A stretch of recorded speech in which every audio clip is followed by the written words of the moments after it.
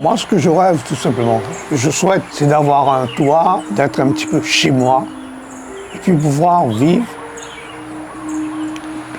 calmement.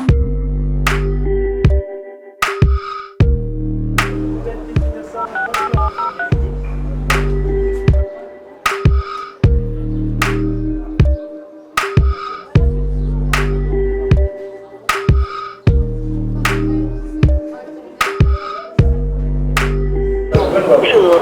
En raison d'un grand nombre d'appels,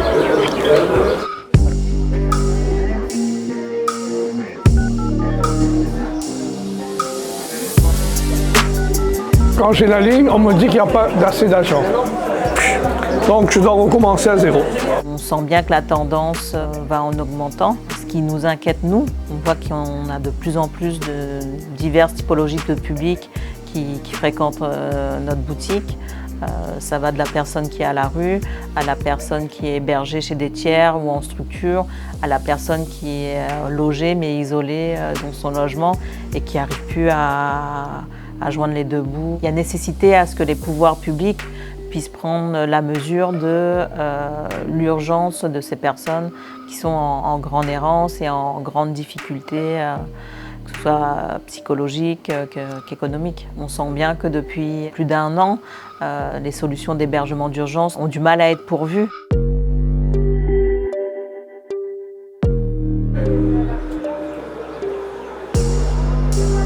Le fait d'appeler le 115 tous les jours, mettons-nous à leur place. Appelons le 115 tous les jours, dans cette même routine, dans cet état de tension, pour ne serait-ce avoir cet espoir d'avoir cette place que pour la nuit et demain, c'est recommencer. On est dans le doute, on ne sait pas si on va avoir la possibilité d'avoir une chambre, puisque les demandes au niveau du 115 sont nombreuses.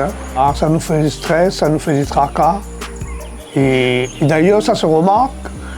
Par exemple, quand il y a la visite du docteur, lorsque je suis dans le doute, on attend toujours, la tension monte beaucoup.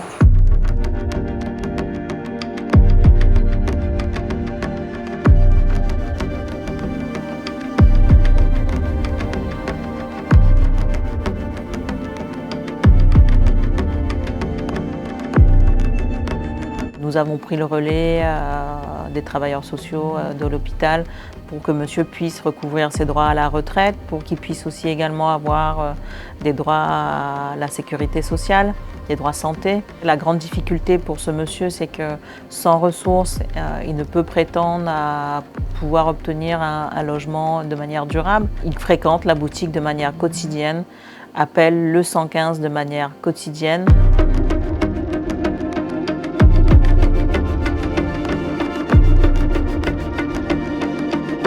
Oui, d'accord. Ok. Je vous remercie, madame. Merci. Au revoir. Donc, ce soir, je dois à Chopin.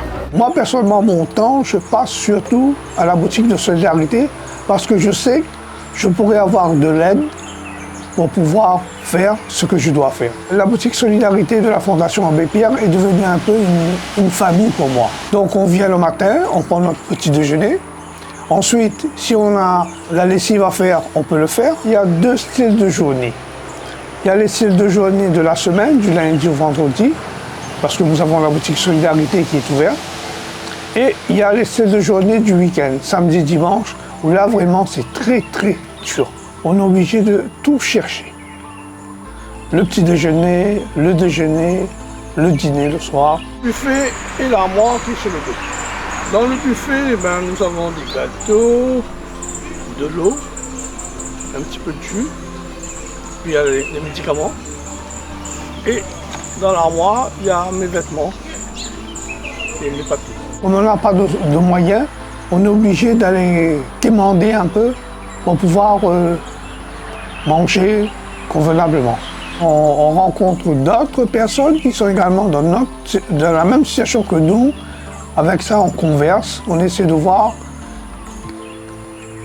essaie d'aider l'autre. Ça aussi, c'est très important, parce que lorsqu'on est seul, là, il y a beaucoup de choses, beaucoup d'idées qui passent à la tête, des bonnes comme des mauvaises.